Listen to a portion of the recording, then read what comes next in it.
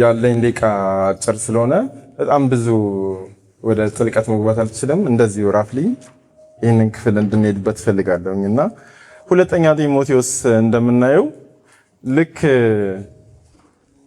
ዛሬ እዚህ ያላችሁ ሰዎች ስለ ግቢ ስለተለያዩ ነገሮች የምታወሯቸው ነገሮች የመጨረሻቸው ስለሆነ በደንብ እንሰማቸዋለን። ብዙ ሰውም አይረሳም። ለምሳሌ አሁን እኔ ቆየሁኝ እድሜ ልናገር ሀርማ ዩኒቨርሲቲ የተመረኩትና የመጨረሻ ላስት ወርዴን አልረሳም። የነበሩትን አንዳንድ ኦኬዥኖች አልረሳም። በቃ የመጨረሻ ነገር ሲሆን ብዙ ነገር አይረሳም እና ምናልባት በጣም ብዙዎቻችሁ የዛሬውን ቀን ብዙ ዓመት ተመልሳችሁም ያኔ እንደዛ ሆነ እንደዛ አድርገን ምናምን ብላችሁ ታስታውሷቸው ብዙ ነገሮች ይኖራሉ። ለምን ሲባል የመጨረሻ ነገር በብዛት ስለማይረሳና እዚህም ጋር አጠቃላይ የጢሞቴዎስን ሁለተኛ ጢሞቴዎስን ስናይ ጳውሎስ ያንን ሁሉ አገልግሎ በጣም የምንወደው የምናከብረው ሰው ያንን ሁሉ አውርቶ በጣም ብዙ መድረኮችን በጣም ብዙ አገልግሎቶችን በጣም ብዙ ሀገሮችን ዙሮ በጣም ብዙ መልእክቶችን ከጻፈ በኋላ የመጨረሻው መልእክት ላይ ኦሬዲ ከዚህ በኋላ 1-4 ወር ነገር እየቀረው የህይወቱ የዘመኑ ፍጻሜ ላይ የጻፋት ነገር ስለሆነች ትኩረት አድርገን እንሰማታለን አይደለ?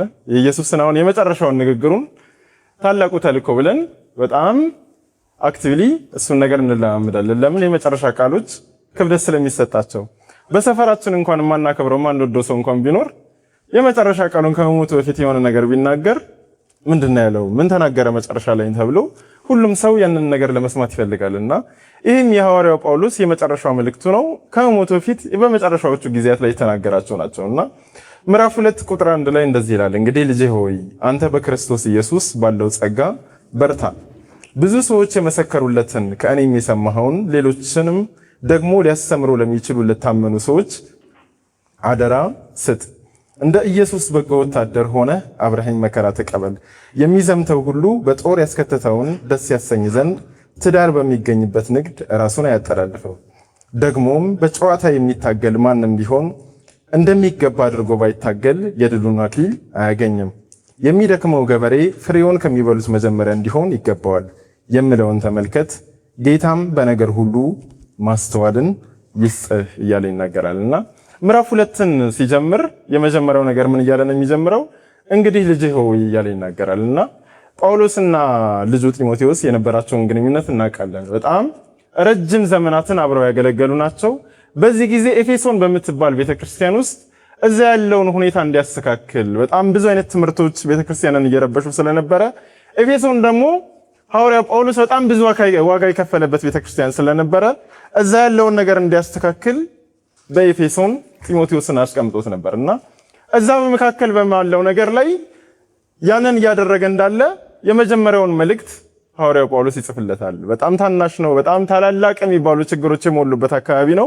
ልክ አሁን እናንተ ተመረቃችሁ አሁን ላይ ያላችሁን ስሜት ከብዙ ዓመት በፊት ምንድን ነበር የሚሰማኝ በዚህ ቀን እያልኩኝ እናንተን ስሜት ለመረዳት ሞክር ነበርና በጣም ሙሉነት የሚሰማኝ ብቁነት ላይ ረጅም ዓመት የጠበቅኩት ነገር አቺቭ ሲሆን በጣም ደስ ይላል አይደል? ልክ አሁን እናንተ የሚሰማችሁ አይነት ደስ የመሰኘት አይነት ስሜት እንደውም አሁን ትንሽ የቀለለ ይመስለኛል። በእኛ ጊዜ ልበል ዩኒቨርሲቲ መግባትም ብርቅ ነው፣ መመረቅም ብርቅ ነው። በጣም ብዙ ነገሮች እንደዛ ነበሩና አሁን ላይ ብዙ ነገር የቀለለበት ጊዜ፣ ትምህርትም በጣም ብዙ ዋጋ የማይሰጠው ጊዜ ስለሆነ እንጂ እንደዛ ስለነበረ ገና ከልጅነት ጀምሮ በቃ ይሄንን ቀን በጣም ምናፍቅበት ጊዜ ስለነበረ በጣም ትልቅ ቦታ የነበረኝ ነው። ከዛ ደግሞ ተመረቀን ደግሞ ስንወጣ የተመረቅንበት ሰሞን ስሜታችን በጣም ከፍ ይላል። ለራሳችን ያለን ስሜት ጥሩ ነው።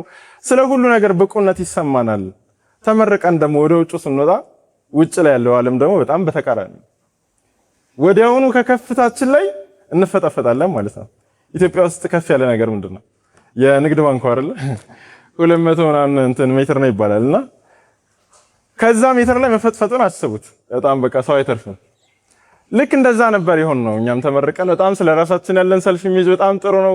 ሁሉ ነገር በጣም ቆንጆና በቃ ስለራሳችን ያለን ነገር ከፍ ካለበት ላይ ስንወጣ ማንም ቼክ አያደርገንም። ልክ እኔን የመሰሉ በብዙ ሺህ የሚቆጠሩ ሰዎች አሉ። ምናልባት ከኔ ባስ ደግሞ በፊት የተመረቁ በጣም ብዙ በሚሊዮን የሚቆጠሩ ሰዎች አሉና የኛ ምንም ነገር ብዙ ልዩነት እንደሌለው ሲገባን የራሳችንን አመለካከትና ስለራሳችን ያለንን ቫልዩ ከእንደገና ደግመን የምናስብበት እንዴት ነኝ ብለን ደግመን የምናጤንበት አይነት ሁኔታ ነውና እዚህም ጋር ጢሞቴዎስ የነበረበትን ሁኔታ ስናይ በጣም ብዙ ከሐዋርያው ጳውሎስ ጋር በጣም ብዙ ድልን ያገኘ ሰው ነው።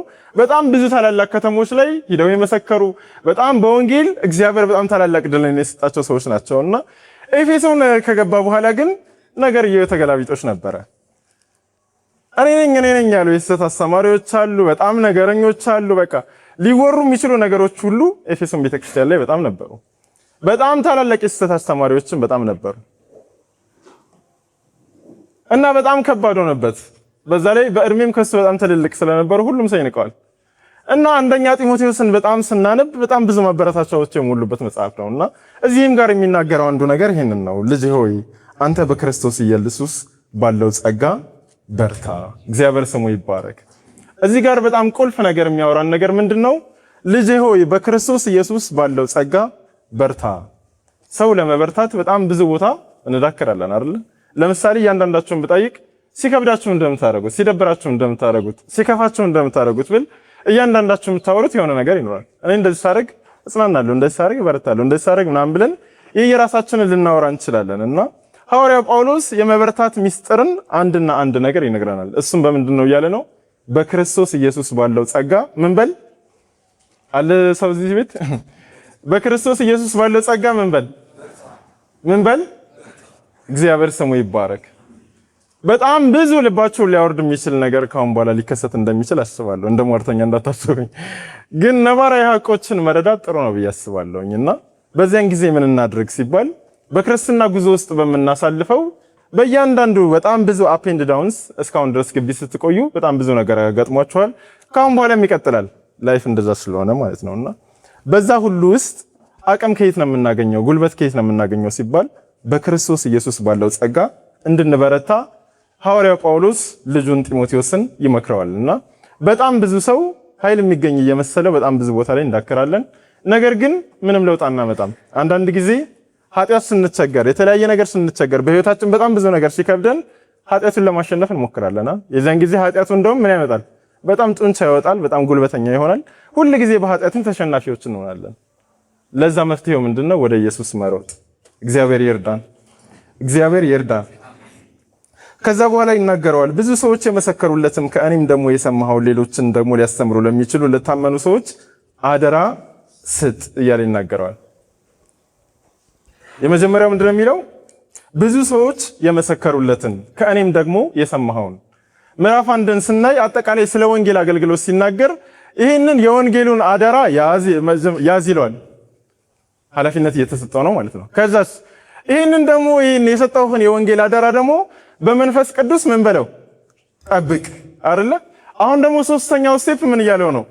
ለሌሎች ደግሞ ማስተላለፍን እንዳትረሳ፣ ለሌሎች ደግሞ ለታመኑ ሰዎች አሳልፈ ደግሞ አደራ ስጥ እያለ ይናገረዋል። እና አጠቃላይ የወንጌል ሂደት እንደዛ ስለሆነ ማለት ነው በኢየሱስ ክርስቶስ የተጀመረው ከዛ ሐዋርያት የተቀበሉት እና ሐዋርያው ጳውሎስ በጣም ብዙ መከራ የበሉበት በጣም ብዙ ዋጋ የተከፈለለት ወንጌል እንዴት እኛ እጅ ላይ ደረሰ ሲባል አንዱ ላንዱ እያደረገ እኛ እጅ ላይ ደርሷል። እና ሐዋርያው ጳውሎስ ልክ ስለ ቤተ ክርስቲያን ጉዳይ ስለ ወንጌል ጉዳይ በጣም ግድ የሚለው ሰው ስለነበረ የመጀመሪያው ነገር ምንድነው ያደረገው? ይህንን ወንጌል ያዝ፣ ተቀበል። ከዛስ ይዞ ደግሞ ዝም ብሎ መስጠት ሳይሆን መጀመሪያ አንተ ምን በለው ጠብቀው፣ በመንፈስ ቅዱስ ይህንን የወንጌሉን አደራ ጠብቅ፣ ከዛ ደግሞ ምን በል አስተላልፍ እያለ ይናገራልና ብዙ ሰዎች የመሰከሩለትን ከእኔም የሰማኸውን በጣም ብዙ ሰዎች መስክረውለታል። ከዛ ሐዋርያው ጳውሎስ ምን እያለ ነው? ከእኔ የሰማኸውን። ስለዚህ ጢሞቴዎስ ስንተኛ ሰው ነው ማለት ነው? ሁለተኛ ሰው አይደለ? ከዛስ ሌሎችን ደግሞ ሊያስተምሩ ለሚችሉ እነዚህ ሌሎች ስንተኛ ሰዎች ናቸው? እሺ ደክሟቸዋል። ቶሎ መልሱ። እሺ ቀላል ጥያቄ ነው ጠይቀው። ሐዋርያው ጳውሎስ አለ። ከዛ ምን እያለ ነው? ከእኔ የሰማኸውን እያለው ነው ጢሞቴዎስን። ለማን? ለጢሞቴዎስ አይደል? ስለዚህ እነ ሐዋርያው ጳውሎስ ፈርስት ጀነሬሽን ብንላቸው እነ ጢሞቴዎስ ደግሞ ስንተኛ ጀነሬሽን? ሰከንድ ጀነሬሽን ናቸው። ከዛስ ሌሎች እየተባሉ ነው አይደል? እነዚህ ሌሎች ደግሞ ከነማን ናቸው? ከነ ጢሞቴዎስ እጅ ደግሞ የሚቀበሉ ሶስተኛ ጀነሬሽን ናቸው። ከዛ ግን ሐዋርያው ጳውሎስ እነዚህ ሌሎችም ጋር አልጨረሰም አይደል? ምን ይላል? እነዚህ ሌሎችም ደግሞ አንድ ኳሊቲ እንዲኖራቸው ፈልጋለሁ። ምን አይነት ኳሊቲ ይኖራቸው? ምን ይላል? ሌሎችን ደግሞ ሊያስተምሩ ለሚችሉ ለታመኑ ሰዎች አደራ ስጥ እያለ ይናገራል። ስለዚህ ሶስተኛው ትውልድ ላይ ደርሷል ከሐዋርያው ጳውሎስ ጀምሮ። ሶስተኛው ትውልድ ግን ደግሞ ምን እንዲያደርግ ይፈልጋል? የታመኑ ሰዎች ናቸው። ደግሞ ምን የሚያደርጉ ናቸው? ሌሎችን ሊያስተምሩ የሚችሉ ሰዎች ናቸው። እግዚአብሔር ስሙ ይባረክ። ስለዚህ ሐዋርያው ጳውሎስ ለወንጌል ያለውን ሸክም ስንረዳ ምን እያለ ነው?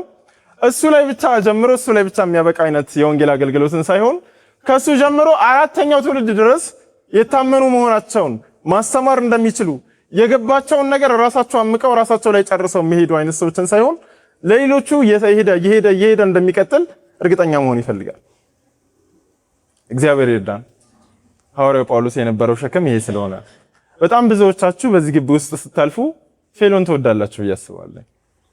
እኛም እንደዛ ስለነበር በቃ ብዙ ዋጋ ከፍለናል ፌሎ ላይ በነበረን እንትን ማለት ነውና አንዳንድ ጊዜ ላይብራሪ ቁጭ ብለን ፋይናል ምናምን ኤግዛም ምናምን እያለ ስለ ኤግዛሙ ከምንጨነቀ የበለጠ ይሄ የፌሎ የሆነ ጉዳይ ምናምን ካለ ስለዛ ነገር ኦቨር ኦብሰስድ ምናምን ሆኖ እንኖራለን። በጣም ብዙ የግላችንን ነገር እስከምንረሳ ድረስ እንደዛ ነው ነበርና በጣም ብዙ ሰው ግን ከፌሎ ከወጣ ፌሎን የሚረሳ የሚያሳዝነው። አክቹሊ ስለ ፌሎ ብቻ ሳይሆን ይሄ ክፍል እያወራን ያለው ስለምንድን ነው? ይሄ የወንጌል ጉዳይ በእኛ ዘመን መልካም መሆኑ በእኛ ዘመን ጥሩ መሆኑ ብቻ ሳይሆን ከኛ በኋላ የሚቀጥል ነገር እንደሆነ we should make sure። ሕዝቅያስ የሚባል አንድ ንጉስ አለ። ከነገስታት ሁሉ በጣም ኢዮርብዓም ነው በጣም ክፉ ኃጢአት ተብሎ እንደ ምሳሌ የመልካም ነገር ምሳሌ ደግሞ ዳዊት፣ የክፋት ደግሞ ምሳሌ ኢዮርብዓም ነውና ለኔ ግን የሕዝቅያስ ክፋት በጣም ይበልጥብኛል። ለምን ካላችሁ ልትሞት ነው ተባለ። እንዴት እሞታለሁ ጌታ ሆይ ያለ ኢሳይያስ መቶ ሲነግረው እንዴ ያደረኩትን መልካም ነገር ተመልከት እንጂ በጣም ስንት ነገር አድርጌያለሁ፣ ለቤት ያደረኩትን ቅናት እባክህን ተመልከት ብሎ በጣም አለቀሰ ወደ ግድግዳው። ምርር ብሎ ሲያለቅስ ኢሳይያስ ይሄንን መልእክት ተናግረው ገና ቤቱ ሳይደርስ እግዚአብሔር ተናገረ። ምርር ያለ ለቅሶ ምርር ያለ ጸሎት ስለነበረ ተመለስ ኢሳይያስ ሕዝቅያስን ከእንደገና ንገረው፣ እድሜ ይቀጠልልሃል በለው፣ 15 ዓመት ከእንደገና ጨምርለታለሁ ተባለ። ታሪኩን ታውቁታላችሁ። አላምን ብሎ ከዛ ጠላው ተመልሶ ምናምን የተለያዩ ነገሮች ሆኑ። በጣም ደስ አለው። 15 ዓመት ተጨመረለት። ከዛስ በ15 ዓመት 15 ዓመት እንደተጨመረለት ሲያውቁ በጣም ብዙ ነገስታት እሱን መተው ሲጎበኙት የራሱን ግምጃ ቤቱን ምናምን ቤተ መቅደስን ሁሉ ማሳየት ጀመረ። የዚያን ጊዜ እግዚአብሔር በጣም አዘነ። በአንተ ዘመን መልካም ይሆናል፣ ነገር ግን ልጆች ሁሉ ይማረካሉ ተባለ። ምን የሚል ይመስላችኋል? ሕዝቅያስ ምን ያለ ይመስላችኋል? በኔ ዘመን መልካም ነው አለ። አዎ። በኔ ዘመን አንማረክም? አዎ። በኔ ዘመን የሆነ ንጉስ መጥቶ ንብረታችንን ሁሉ አይወስድም? አዎ። ከዛስ በልጄ ዘመንስ? በልጅ ዘመን ግን በጣም ብዙ ነገር ይሆናል፣ እስራኤል ሁሉ ለጥፋት ትዳረጋለች። ሕዝቅያስ ምን አለ? በኔ ዘመን መልካም ከሆነ የተናገርከው ነገር መልካም ነው። በጣም ብዙ ነገስታትን እንደዛ እናያቸውም አይደል? እስራኤል ላይ ያሉ እነ ዳዊትን በጣም ስናያቸው ለልጃቸው ለነ ሰለሞን በጣም ብዙ ነገር ሲሞክሩ በጣም በሀብት እንዳይቸግረው በዚህ ነገር እንዳይቸግረው ሁሉንም ነገር ለልጆቻቸው ሲያስተካክሉ የኛም ወላጆች እናት አባቶቻችን ያላቸውን ነገር ሁሉ ለልጆቻቸው ዋጋ ሲከፍሉ እናያለን። ሕዝቅያስ ግን እንደዛ አልነበረ። በኔ ዘመን መልካም ከሆነ ልጆቼ እንደፈለጉ ይሆኑ። እና ሐዋርያው ጳውሎስ ላይ የምናየው ነገር ምንድነው ካልን ስለ ወንጌል ቀጣይነት በጣም ግድ የሚለው ሰው ነበረ። ሶስቱን ነገሮች ተናግሬ ይጨርሳል። አጠቃላይ ወንጌልን ስናስብ ካሁን በኋላ ያለንን ሩጫ ስናስብ ሐዋርያው ጳውሎስ 3 ምሳሌዎችን ይነግረናል። በጣም በፍጥነት ተናግሬ ነው የምጨርሰው ጊዜ ስለሌለ ይናገራል። 3 ምሳሌዎችን እንደ ኢየሱስ በጎ ወታደር ሆነህ አብረሃኝ መከራ ተቀበል፣ የሚዘምተው ሁሉ ለጦር ያስከተተውን ደስ ያሰኝ ዘንድ ትዳር በሚገኝበት ንግድ ራሱን አያጠላልፍም። እና እንዴት ልሁን? ሐዋርያው ጳውሎስ ልጁን ጢሞቴዎስን እየመከረው ነው። ምን አይነት ሰው እንደሆነ የምትፈልገው ሲል የሚናገረው ነገር አለው። ምን ይለዋል? የመጀመሪያው ነገር በጎ ወታደር እንድትሆን እፈልጋለሁ።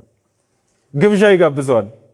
እናንተ ሰሞኑ በጣም ብዙ ግብዣ እንደምትጋበዙ አስባለሁኝና ሐዋርያው ጳውሎስ እዚህ ጋር ልጁን ጢሞቴዎስን አብረኝ ና እስኪ ና እኔ ጋር የሆነ ነገር አብረን እንካፈል እያሉ ነው። ምን እንካፈላለን? አልሰማችሁኝም?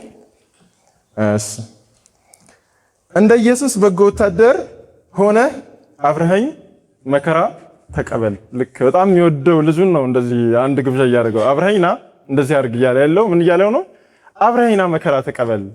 እና የመጀመሪያው ነገር በሶስት ነገሮች ህይወቱን እንዲመስልና በዛ ውስጥ ራሱን እንዲፈትሽ ነው እየነገረ ያለው ልጁን ጢሞቴዎስንና የመጀመሪያው ነገር በጎ ወታደር እንድትሆን እፈልጋለሁ እያለ ይነገር። ይሄ በጎ ወታደር ደግሞ ኖርማል ቀን ላይ የወታደር ህይወት ሁሉ ጊዜም በጣም የሰቀቀን ህይወት ነው፣ ደስ የሚል ህይወት አይደለም። ብዙዎቻችን አንመኘው። ከተመረኩኝ በኋላ ወታደር ለመሆን ሞክሬ ነበር፣ ፓይለት ነገር አየር ኃይል እና ሲነግሩኝ ውትድርና ስልጠናው በጣም ከባድ ነው። በቃ አወሩኝ። ለሊት 10 ሰዓት ትነሳለህ፣ ትሮጣለህ፣ ከዛ ምግቡ ምናምን ሲሉኝ በቃ ተውኩት ሐሳቤን እዛው ማለት። የውትድርና ህይወት የምንመኘው አይነት ህይወት አይደለም እና ከውትድርናም ደግሞ አጠቃላይ ኖርማል ላይፍ ላይ ያለውን ሳይሆን ዘመቻ ላይ ያለውን አይደለ የሚዘምተው ወታደር እያለ ነው የሚነገረው። የሚዘምተው ሁሉ ለጦር ያስከትተውን ደስ ያሰኝ ዘንድ ትዳር በሚገኝበት ንግድ ራሱን አያጠላልፍ የሚናገረው። ስለዚህ የመጀመሪያው ለክርስትና ትክክለኛ ምሳሌ ሊሆንን የሚችለው ነገር ምንድነው ስንል እንደ በጎ ወታደር እንድንሆን ያስፈልገናል። ይሄ በጎ ወታደር ልዩ ልዩ ኳሊቲዎች አሉት። የመጀመሪያው ነገር ምን ይላል? ስለ ኢየሱስ መከራን የሚቀበል። ሁለተኛውስ ለጦር ያስከትተውን ደስ ያሰኝ ዘንድ ትዳር በሚገኝበት ንግድ ራሱን የማያጠላልፍ። እግዚአብሔር ይርዳን። አንዳንድ ጊዜ አቅም አለን፣ አንዳንዶቻችን በጣም ጉልበት አለን፣ በጣም ብዙ ርቀት መሄድ እንደምንችል እናውቃለን። ምን ሆኖ ነው ይሄ ሰውዬ እዚህ የቀረው ምናምን ስንል የተተበተበበት ነገር ብዙ ስለሆነ ልክ ኤሊና ጥንቸል ተወዳድረው ኤሊ እንደምትቀድመው ማለት ነው። በፍጥነት ሳይሆን ጥንቸል ያልገባት ነገር ስላለ በቃ አቅም እንዳላት ምናምን ታውቃለች፣ ግን ትተኛለች። ስለዚህ ኤሊ ትቀድማታለች። አንዳንዶቻችን ህይወታችን እንደዛ ይሆናል። በጣም ብዙ አቅም አለን፣ እኔ እኮ እንደዚህ ማድረግ እችላለሁ፣ እኔ እኮ እንደዚህ ማድረግ እችላለሁ ምናምን እያልን ልባችን የሚቃጠልበት ነገር ብዙ ነው፣ ግን የትም አንንቀሳቀስም። ከ10 ዓመት በኋላም ከ3 ዓመት በኋላም ተመሳሳይ ህይወትን እንኖራለን። ለምን ሲባል የተጠላለፍንባቸው ነገሮች ብዙ ስለሆነ። እግዚአብሔር ይፈውሰን፣ እግዚአብሔር ይርዳን። በሚገኝበት ንግድ ራሱን አያጠላልፍም እያለ ይናገራል። የእንግሊዘኛው ቃል ላይ ኖርማል ህይወት አይመራም ነው። የአማርኛው ደግሞ ትዳር በሚገኝበት ንግድ። ኖርማል ትዳር አትያዙ አይነት ነገር የለም። ቅድም 4 ልጅ ወልዳለሁ እያለ ነበር አንድ ወደ አጠቃላይ በኑሮና በሁኔታ ነገሮች ውስጥ ራሳችንን ኦቨር እናጠላልፍና ለእግዚአብሔር ነገር ለመወሰን አንዳንድ ውሳኔዎችን ለእግዚአብሔር ለመጨከን አቅም እናጣለን። ልባችን ይፈልጋል ቅድስና ለመኖር፣ በእግዚአብሔር ላይ ለመጨከን፣ ወንጌልን ለመስራት፣ ለብዙ ነገር እንፈልጋለን። ፓሽን ብቻ እንሆናለን። እግዚአብሔር ጸጋውን ያብዛልን። በጣም ፈጥናለሁ። ደግሞም በጨዋታ የሚታገል ማንም ቢሆን እንደሚገባ አድርጎ ባይታገል የድሉን አክሊል አያገኝም። ሁለተኛው ደግሞ ክርስትና እንደምንድን ነው ስንለው ሐዋርያው ጳውሎስ የመጀመሪያው ምን ብሎናል? እንደ በጎ ወታደር ብሎናል። ሁለተኛ ደግሞ እንደምን እያለን ነው? እንደምን አለ? በጨዋታ የሚታገል አንድ ተወዳዳሪ አትሌቱ ምን መሆን አለበት እያለን ነው? የህጉን በትክክል መጠበቅ አለበት። ህጉን ካልጠበቀ ግን ዲስኳሊፋይድ ይሆናል እያለ ይናገራል። እና ስለ ኳስ ስለ ሩጫ ምናምን ሁላችንም በጣም ብዙዎቻችን እናውቃለን ብዬ አስባለሁኝና ዛሬ ተነስቼ 10 የኦሎምፒክ ሪከርድ ብሰብር ነገር ግን ዶፒንግ ቢገኝብኝ ምን ይደረጋል? ከ5 ዓመት በኋላም ራሱ ከሆነ የተገኘው ከ5 ዓመት በኋላ መተው ሜዳሊያን ይነጥቁኛል አይደል? ለምን? ህጉን ስላላከበረ። ዝላይ ታውቃላችሁ፣ መስመሯን ከረገጠ አንድ ሰው ሺህ ጊዜ ረጅም ቢረዝም ቢዘል ያ ሰውዬ ዲስኳሊፋይድ ነው። ለምን? ህጉን ስላልጠበቀ። እዚህም ጋር ሐዋርያው ጳውሎስ እንደ ምሳሌነት አድርገው እያወራን ያለው ነገር ምንድነው? የጨዋታውን ህግ በትክክል መጠበቅ አለብን። የጨዋታውን ህግ ካልጠበቅን የኛ በጣም ብዙ መሮጥ፣ በጣም ብዙ ነገሮችን ማድረግ ብዙ ውጤት የለውም እያለ ይናገራልና ሁሉም ደግሞ ዋጋ አላቸው። ወታደሩ ለጦር ያስከተተውን ደስ ማሰኘቱ ትልቅ ድል ሲሆን፣ ሁለተኛው ደግሞ እዚህ የጨዋታው ተወዳዳሪ አትሌቱ ደግሞ ምንድነው ውጤት ሲባል ይናገራል አይደል? ምንድነው? የድሉን አክሊል አያገኝም ድል ስላለው። በሶስተኛ የሚደክመው ገበሬ ፍሬውን ከሚበሉት መጀመሪያ እንዲሆን ይገባዋል። በሶስተኛ ደግሞ አንድን ምሳሌ ይሰጠናል። የመጀመሪያው ነገር በጣም ጎበዝና ታታሪ የሆነውን ወታደር እንድትመለከት ፈልጋለሁ። በሁለተኛ ደግሞ ህጉን እየጠበቀ በትክክል ለድል የሚበቃውን አትሌት እንድትመለከት ፈልጋለሁ። በሶስተኛ ደግሞ ምን እያለው ነው? የሚደክመውን ገበሬ እንድትመለከት ፈልጋለሁ። የሚደክመው ገበሬ የገበሬነት ስራ በጣም አልፊ ነው፣ በጣም የሚያደክም ነው። ነገር ግን አንድ ነገር ደግሞ አለው፣ በጣም ብዙ ውጤት አለው። እግዚአብሔር ጸጋውን ያብዛልን። ከዚህ በኋላ ስትሄዱ በጣም ረጅም ላይፍ ይጠብቃችኋል፣ በጣም ብዙ ነገሮች ይጠብቃችኋል እና በጣም በሰፊው ባወራ ደስ ባለኝ። ደቂቃ እያሳይኝ ስለሆነ እንትን አደርጋለሁ። ህይወትን ሲሪየስ ሆነን እንድንመለከተው ፈልጋለሁ። እንደ ላስት ወርድ የማወራው ነገር ይሄንን ነው። በጣም ቢ ሲሪየስ። በቃ የምናደርጋቸው እያንዳንዱ ነገሮች ውጤት ስላላቸው አይደል? አንዳንድ ጊዜ በአንድ ዓመት የምንጨርሰው ልክ እስራኤላውያን የ40 ቀኑን 40 ዓመት እንዳደረጉት የእናንተንም ላይፍ በጣም ማይንድፉል እንድትሆኑ አስባለሁ። መንገዳችንን በጣም እንዳናስረዝመው። የራሴን ህይወት መለስ ብዬ ሳስብ በቃ አንዳንድ ነገሮች ላይ ጎበዝ በሆኑ በጣም ወሳኝ በሆኑ እንደዛ ባደርግ አሁን የደረስኩበትን ምናልባት በ2 ዓመት በ3 ዓመት መድረስ የምችለውን መንገድ የምናስረዝመው ነገር አለን እና በጣም ሲሪየስ እንድንሆን ስለ እያንዳንዱ ነገር ስለምንወስናቸው እግዚአብሔር ፊት ስለምናሳልፋቸው በጣም በእግዚአብሔር ነገር ላይ በጣም ጠንቃቃ እንድንሆን በጣም አበረታታለሁ። የምንሄደው ጉዞ በጣም ረጅም ስለሆነ በጣም ብዙ ነገር ስለሚጠብቀን ሾርት ከት ማንጠቀም ሰዎች፣ ጽድቅን የምንከተል ሰዎች፣ እውነት የሆነውን የምንከተል ሰዎች፣ የእግዚአብሔር የሆነውን የምንከተል ሰዎች እንድንሆን ጸሎቴ ነው። እግዚአብሔር ጸጋውን ያብዛላችሁ። እግዚአብሔር ስሙ ይባረክ። እንጸልይ።